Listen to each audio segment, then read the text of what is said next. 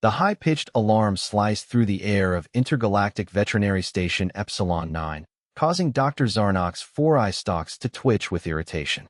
Another emergency was the last thing he needed today. The tall, gray-skinned Voraxian had already treated 17 different species since his shift began, and his exoskeleton ached from the constant movement. Urgent case arriving at Dock 7, the automated system announced. Class 3 biological threat. Medical team, stand by. Dr. Zarnok clicked his mandibles together, a Voraxian sign of resignation, and reached for his specialized protective gear. Class 3 meant potentially dangerous, but not immediately lethal. Still, caution was essential when dealing with unknown species in the vastness of space.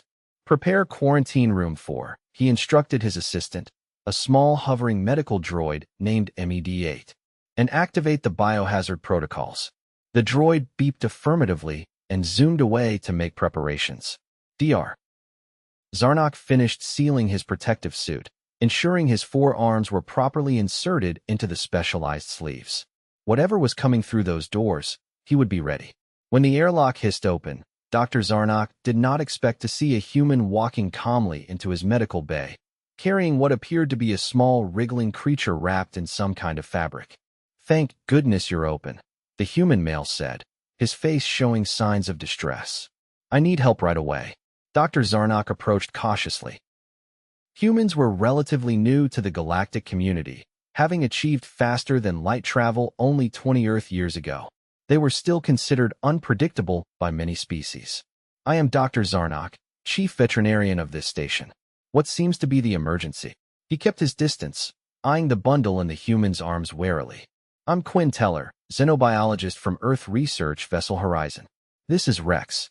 The human carefully pulled back the fabric to reveal a creature that made Dr. Zarnok involuntarily step backward. The animal had 6 limbs, a scaled body, and a mouth filled with what appeared to be dozens of needle-sharp teeth. Its eyes glowed an unnatural amber, and it made a sound between a growl and a chirp. "By the cosmic void," Dr. Zarnok exclaimed. "Is that a Voraxian cub? They are Class 1 predators. How did you acquire such a dangerous creature?" Quinn looked down at the animal with what Dr. Zarnok recognized as human affection. "We found him abandoned on Vorax Prime during our research mission. His mother was killed by poachers. He's only a baby, about 2 months old." Dr. Zarnok's protective instincts as a veterinarian battled with his knowledge of Voraxian predators.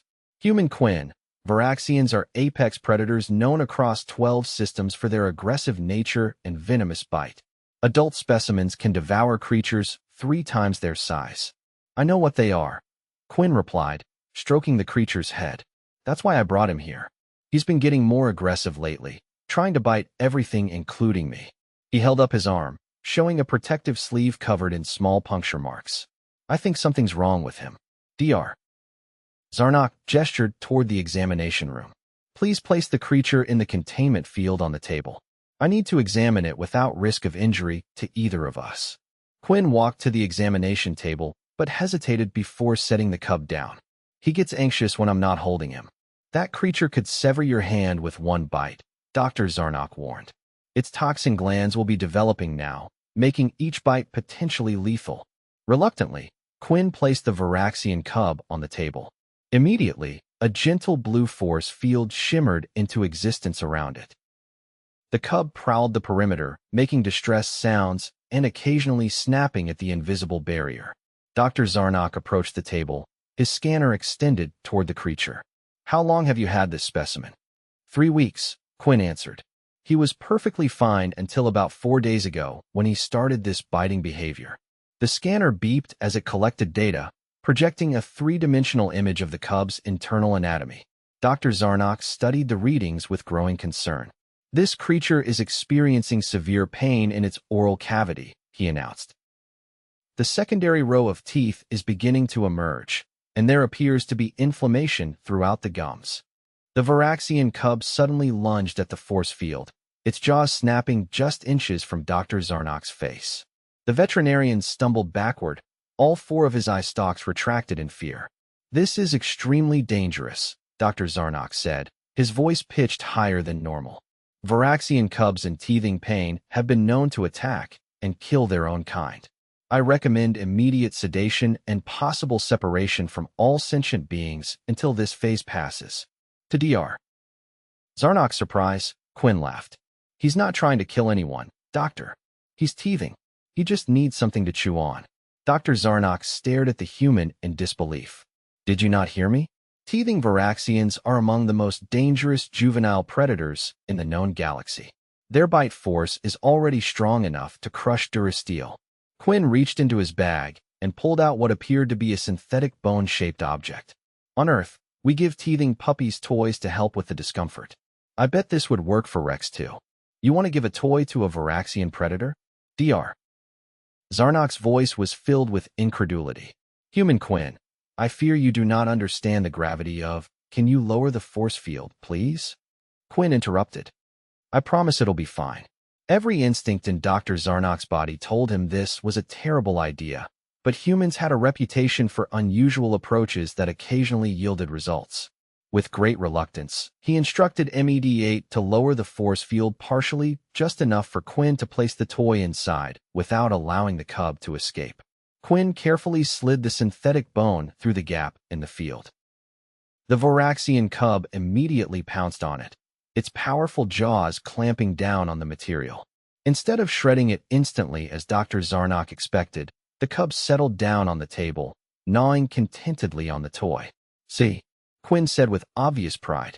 He just needed something appropriate to chew on. Dr. Zarnok approached the table again, watching in fascination as the deadly predator behaved exactly like many juvenile species he had treated over his long career. The scanner readings showed the cub's stress hormones decreasing rapidly. Remarkable, Dr. Zarnok admitted. But I must ask, what is this toy made of? Voraxian teeth can shred most materials within seconds. Compressed molecular titanium with a flexible carbon fiber core, Quinn explained. We use it for deep space probe components. I figured if it can withstand the atmosphere of gas giants, it might hold up to Rex's teeth. Dr. Zarnok's professional curiosity overcame his fear. The inflammation in its gums is still concerning. I would recommend an anti-inflammatory treatment and pain management. That would be great, Quinn agreed. I hate seeing him uncomfortable. As Dr. Zarnok prepared the medication, the cub continued chewing happily on its new toy. The veterinarian couldn't help but marvel at the human's intuitive understanding of the creature's needs. I must admit, I have never treated a Voraxian before, Dr. Zarnok said. They are typically avoided rather than cared for. How did you know what to do? Quinn shrugged. On Earth, we've domesticated all sorts of predators over thousands of years. Wolves became dogs, wildcats became house cats. I just figured Rex's needs wouldn't be that different. Dr. Zarnok administered the medication through a painless mist that settled over the cub. There are documented cases of Voraxians killing their handlers even after years of supposed domestication. They are instinctively solitary and territorial. Rex was alone when we found him. Quinn countered. He imprinted on me. I'm the only family he knows. Dr. Zarnok wanted to argue further, but couldn't deny the evidence before him. The Voraxian cub, a member of one of the most feared predatory species in the galaxy, was now curled up on the examination table, contentedly gnawing on its toy with half-lidded eyes. I recommend daily anti-inflammatory treatments for the next week, Dr. Zarnok said, accepting the unusual situation. And perhaps additional toys of varying textures. Different surfaces might provide relief to different areas of the gums. Quinn's face lit up. That's a great idea. Could you recommend what might work best? For the next hour, Dr. Zarnok found himself doing something he never imagined, consulting with a human on the proper care of a teething Voraxian cub. He showed Quinn how to properly examine the cub's mouth for signs of infection, demonstrated the correct application of the medication, and even designed several specialized teething toys that MED-8 could fabricate. As Quinn prepared to leave with his unusual pet, Dr. Zarnok felt compelled to offer one last warning. Human Quinn, while I have provided care for this creature as is my duty, I must emphasize that Voraxians grow extremely rapidly. In 6 months, this cub will be twice its current size and far more dangerous. Quinn nodded seriously. I know. That's why I'm taking him back to Earth next month. We have a wildlife sanctuary specifically designed for dangerous extraterrestrial species. They've already started building an enclosure for when he's full-grown. Dr. Zarnok felt a measure of relief. That is a responsible decision. However, until then, I would like to see this patient again in 1 week to assess his progress. We'll be here, Quinn promised, carefully securing the now drowsy cub in a specialized carrier. Thanks for your help, Doctor. After they left, Dr. Zarnok removed his protective gear and settled at his desk to update his medical records. He created a new entry. First documented case of successful dental intervention in juvenile Voraxian. Perhaps there was something to learn from the human approach after all. 3 days later, Dr. Zarnok was completing a routine checkup on a Belvian singing fish when his communication panel chimed urgently. Emergency transmission from human vessel, the system announced.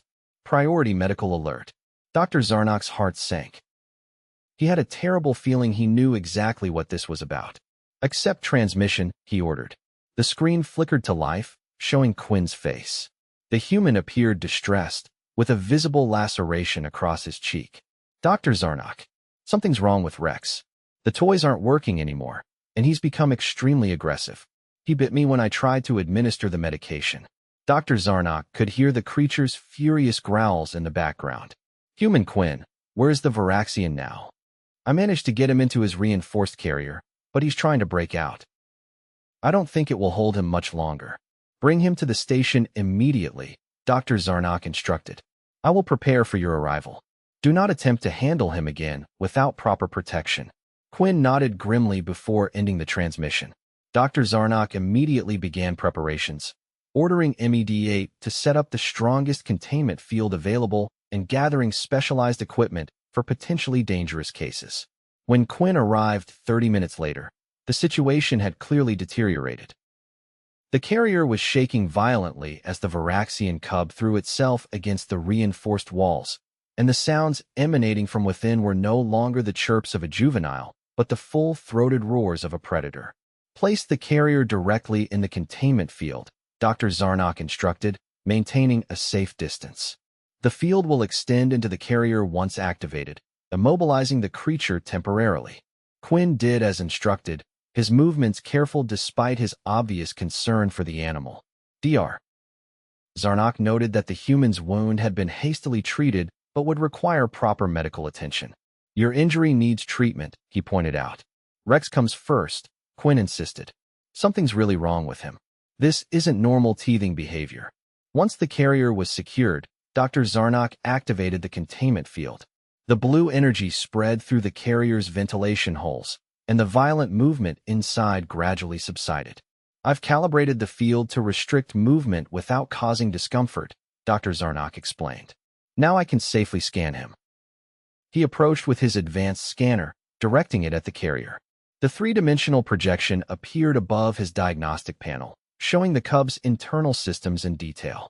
Fascinating, Dr. Zarnok murmured, his professional interest overriding his caution. The Voraxian's biology is changing rapidly. This is not merely teething, it appears to be undergoing an accelerated growth phase. Quinn moved closer to see the display. Is that normal for the species? According to the limited data we have, Voraxians typically experience growth spurts, but nothing this dramatic, Dr. Zarnok replied. His metabolic rate has increased by 300%, and his bone density is rapidly changing. The pain this would cause explains the aggressive behavior. Can you help him? Quinn asked, his voice filled with concern. Dr. Zarnok studied the readings more carefully. There is an unusual chemical compound present in his bloodstream that I cannot identify. It may be triggering this accelerated development. He instructed MED-8 to open the carrier remotely while maintaining the containment field.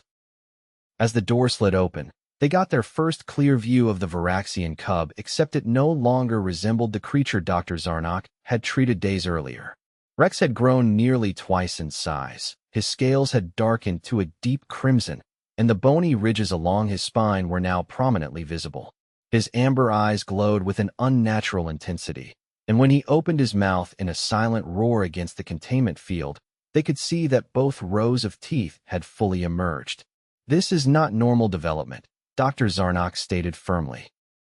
Something has triggered a biological reaction similar to what would normally occur over several months of growth. Quinn stepped closer to the containment field, his expression troubled. Could it be something he ate? Or maybe an environmental factor on the ship? Possibly, Dr. Zarnok agreed. But I would need to take blood samples to determine the exact cause. He hesitated, looking at the now massive creature. That will be challenging given his current state. Can you sedate him? Quinn suggested. Voraxian metabolism makes standard sedatives ineffective, especially during growth phases, Dr. Zarnok explained. However, I may be able to synthesize something specifically calibrated to his current biology. While Dr. Zarnok worked on creating an appropriate sedative, Quinn remained by the containment field, talking softly to Rex. Despite the creature's ferocious appearance, Dr. Zarnok noticed that it seemed to respond to Quinn's voice, its growls becoming less frequent. You appear to have established a genuine connection with this creature, Dr. Zarnok observed as he prepared the sedative. Most unusual for a Voraxian. We've been together every day since I found him, Quinn replied. I think he sees me as family. Dr. Zarnok considered this. Perhaps that relationship can help us now. I have prepared a sedative mist that should be effective, but it would be best administered while the creature is calm. Quinn nodded. Tell me what to do. Continue speaking to him as you have been. When he appears at his calmest, I will release the sedative into the containment field. It will be painless and should take effect quickly. Quinn turned back to Rex and began speaking in a low, soothing voice. Dr. Zarnok couldn't understand all the words. Human languages were still relatively new to galactic translation systems, but the tone was unmistakably gentle and reassuring. Remarkably, the Voraxian's aggressive posture gradually relaxed. It settled onto its haunches, its glowing eyes fixed on Quinn. Now, Dr. Zarnok whispered, activating the sedative delivery system. A fine mist filled the containment field. Rex sniffed the air curiously but showed no signs of distress. Within moments, his eyelids began to droop, and soon he was lying on his side, breathing steadily but deeply unconscious. Excellent, Dr. Zarnok said, reducing the containment field to a level that would keep Rex contained but allow medical intervention. I can now take the necessary samples and conduct a more thorough examination. As Dr. Zarnok worked, taking blood samples and performing detailed scans, Quinn finally allowed MED-8 to treat the laceration on his face. This wound is deep, Dr. Zarnok noted, glancing over at the human. You were fortunate the bite did not reach any major blood vessels. Quinn winced as the droid applied a regenerative gel to the wound. I should have been more careful. It's not his fault he was in pain. Dr. Zarnok's analysis of the blood sample completed with a series of urgent beeps from his diagnostic panel. The results caused his eye stalks to extend in alarm. This is concerning, he said, reviewing the data. The compound in his bloodstream is not natural. It appears to be a synthetic growth accelerant, commonly used in illegal breeding operations. Quinn's expression darkened. The poachers. They must have been experimenting on the Voraxians, trying to speed up their development to harvest their venom glands sooner. Voraxian venom was highly valued on the black market for its use in creating powerful neurotoxins and certain euphoric substances. Dr. Zarnok had heard of such operations, but had never personally encountered their aftermath. The accelerant is causing his body to develop faster than his nervous system can adapt, Dr. Zarnok explained. The resulting neural misfiring is likely causing intense pain and confusion, triggering the aggressive behavior. Can you help him? Quinn asked, the concern evident in his voice. Dr. Zarnok hesitated. I can synthesize an enzyme that should break down the accelerant, returning his growth to a normal rate. However, the damage already done cannot be reversed. He will remain at this advanced stage of development. But he'll stop being in pain? Quinn pressed. Yes, the pain should subside as his nervous system catches up to his physical development. Then do it, Quinn said without hesitation. Dr. Zarnok set to work, creating the enzyme treatment while occasionally monitoring Rex's vital signs. The Voraxian remained in a deep sedated state, his powerful chest rising and falling steadily. I have often wondered, Dr. Zarnok said as he worked, why humans form such strong attachments to potentially dangerous creatures. It seems counterintuitive to your species' survival instincts. Quinn smiled slightly. Humans have always had a complicated relationship with predators. We fear them, respect them, and sometimes we can't help but care for them. It's just part of who we are. A fascinating contradiction, Dr. Zarnok observed. The enzyme treatment is ready. I will administer it intravenously, which should allow it to work quickly throughout his system. With careful precision, Dr. Zarnok injected the enzyme into one of Rex's primary blood vessels. The creature twitched slightly, but remained sedated. Now we wait, the veterinarian announced. The sedative will wear off in approximately 2 hours, by which time the enzyme should have neutralized most of the accelerant. Quinn settled into a chair beside the containment field. I'm not leaving him. Dr. Zarnok nodded, understanding the human's devotion despite finding it somewhat perplexing. I will remain as well to monitor his condition. As they waited, Dr. Zarnok took the opportunity to learn more about human perspectives on interspecies relationships. We selectively bred for traits like sociability and reduced aggression. Over thousands of years, wolves became dogs, one of our closest animal allies. And you believe the same could be possible with a Voraxian? Dr. Zarnok couldn't keep the skepticism from his voice.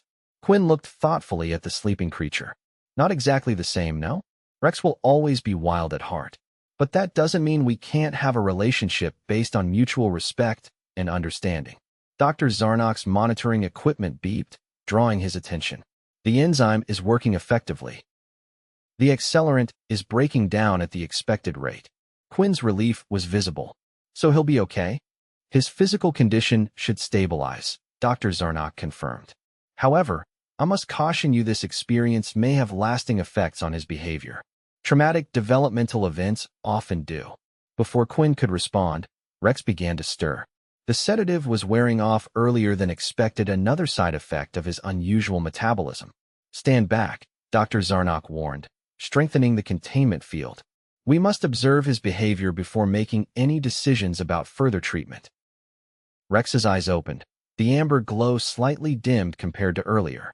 He rose unsteadily to his feet, shaking his head as if to clear it. When he noticed his surroundings, he growled low in his throat, but the sound lacked the ferocious intensity of before. Rex, Quinn called softly. How are you feeling, buddy? The Voraxian's head swiveled toward Quinn's voice. For a tense moment, Dr. Zarnok prepared for another aggressive display. Instead, Rex made a chirping sound similar to what they had heard during his first visit, but deeper in pitch. That vocalization is typically used by juvenile Voraxians to identify pack members, Dr. Zarnok noted, surprised. It appears he still recognizes you despite his accelerated development. Quinn moved closer to the containment field. Can I touch him? I would advise against it, Dr. Zarnok said quickly. While he seems calm now, his behavior could change rapidly. What if we give him one of his toys? Quinn suggested. That might help us gauge his current state of mind. Dr. Zarnok considered this. A reasonable test. Do you have one with you? Quinn produced another of the molecular titanium toys from his bag. Dr. Zarnok instructed MED-8 to create a small opening in the containment field, just large enough to pass the object through. Rex watched intently as the toy was placed inside his enclosure. He approached it cautiously, sniffing it thoroughly before picking it up in his jaws. Instead of the violent chewing they had seen before, he carried it to the corner of the containment area and settled down with it, occasionally gnawing on it with what appeared to be contentment. His behavior has indeed normalized, Dr. Zarnok observed with surprise. The enzyme treatment appears to have been successful in addressing the neurological imbalance. Can I try touching him now? Quinn asked again. Dr. Zarnok hesitated. Every scientific principle suggested this was a bad idea, but he had already seen this human and Voraxian defy conventional understanding. I will create a small opening in the field, just enough for your hand. At the first sign of aggression, I will restore the field completely. Quinn nodded his understanding. Dr. Zarnok adjusted the containment field to create a small gap near where Rex was resting. Quinn slowly extended his hand through the opening, palm down in a non-threatening gesture. Hey Rex, he called softly. It's me. Rex looked up from his toy, his amber eyes fixing on Quinn's hand. He rose and approached cautiously, his movements more fluid and controlled than before. Dr. Zarnok tensed, ready to reactivate the full containment field instantly. The Voraxian sniffed Quinn's hand, then pressed his head against it in what was unmistakably a request for contact. Quinn carefully scratched behind the bony ridges on Rex's head, and the creature made a rumbling sound that resembled purring. "Extraordinary," Dr. Zarnok murmured. "I have never seen a Voraxian display such behavior toward another species." "He's still Rex," Quinn said with obvious relief. "Just bigger and with more teeth." Over the next hour, Dr. Zarnok conducted additional tests while Quinn re-established his bond with the rapidly matured Voraxian. The creature's vital signs had stabilized, and his pain indicators had returned to normal levels. While he was now approximately the size of an earth tiger, far larger than he should have been at his age, his behavior seemed appropriate for a juvenile of his species. "The next challenge will be his long-term care," Dr. Zarnok said as he completed his final scans. "He will require significantly more nutrition to support his advanced development, and his enclosure on your vessel may no longer be adequate." Quinn nodded. "I've already contacted the sanctuary on Earth. They're accelerating the completion of his habitat. Until then, we have a cargo bay that can be converted for his use." "A wise precaution," Dr. Zarnok agreed. "While he appears bonded to you, his instincts will become stronger as he continues to mature. Even with the accelerant neutralized, his development will proceed more rapidly than normal." Quinn seemed to understand the gravity of the situation. "I won't take any chances with his safety or the crew's. But I won't abandon him either." Dr. Zarnok found himself respecting the human's dedication. "I would like to continue monitoring his progress. Perhaps you could transmit regular updates on his condition?" "Better yet," Quinn suggested. "We'll be in this sector for another 3 weeks before heading back to Earth. Could we schedule regular checkups?" "That would be ideal," Dr. Zarnok agreed. "I would recommend visits every 3 days to ensure the enzyme treatment continues to work effectively."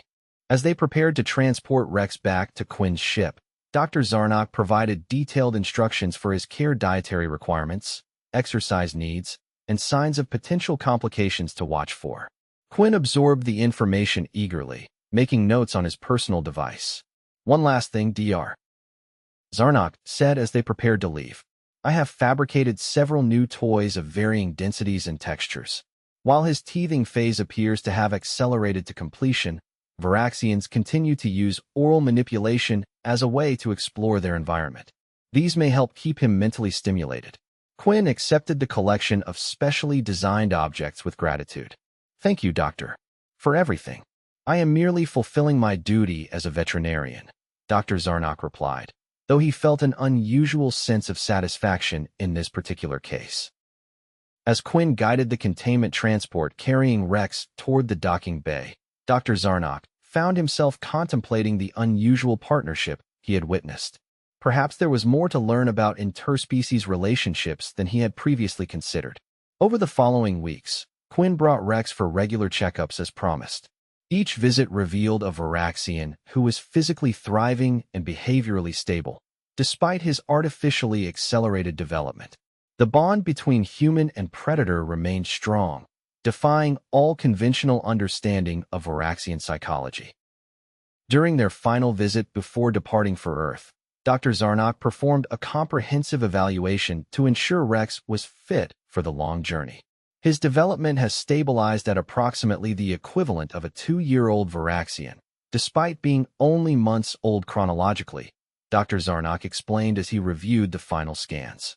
The accelerant has been completely eliminated from his system, and his neural pathways have adapted remarkably well to the changes.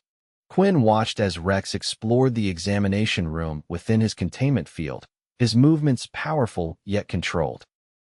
"He's going to be happy at the sanctuary. They've built him a 10-acre habitat with environmental controls to mimic Vorax Prime. A commendable effort," Dr. Zarnok acknowledged. "Will you continue to work with him there?" "That's the plan," Quinn confirmed. "I've accepted a position at the sanctuary's research division. Part of my job will be continuing to document Rex's development and behavior." Dr. Zarnok found himself pleased by this news. "I would be interested in receiving your research findings. The data could prove valuable for treating other Voraxians who may have been subjected to similar illegal experimentation.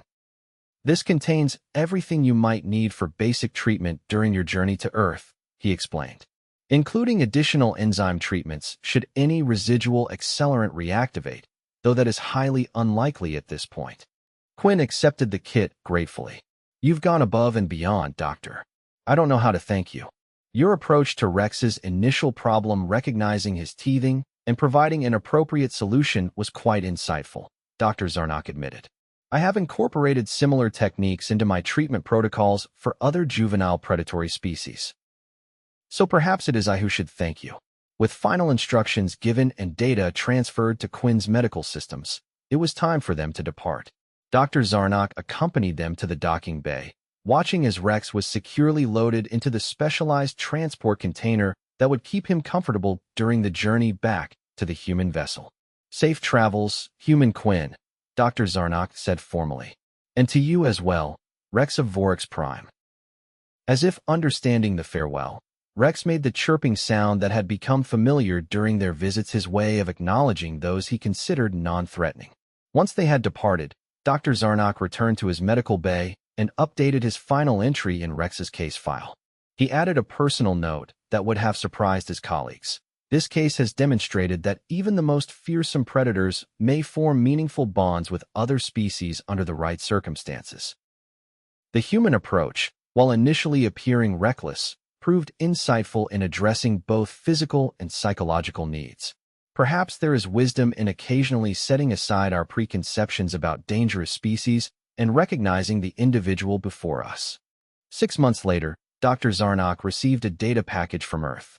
It contained comprehensive research notes on Rex's continued development, along with visual recordings of the Voraxian in his new habitat. The final recording showed Quinn sitting peacefully beside the now massive predator, who rested his head on the human's lap while contentedly chewing on what appeared to be the original teething toy, worn but still intact. Attached was a simple message. Sometimes all they need is the right toy and someone who isn't afraid to offer it. Thank you for helping us both. Quinn and Rex, Dr. Zarnok saved the message to his personal archive. It served as a reminder that in the vast expanse of space, with its countless species and civilizations, sometimes the simplest solutions were the most effective, whether treating a teething Voraxian cub or bridging the gap between different worlds.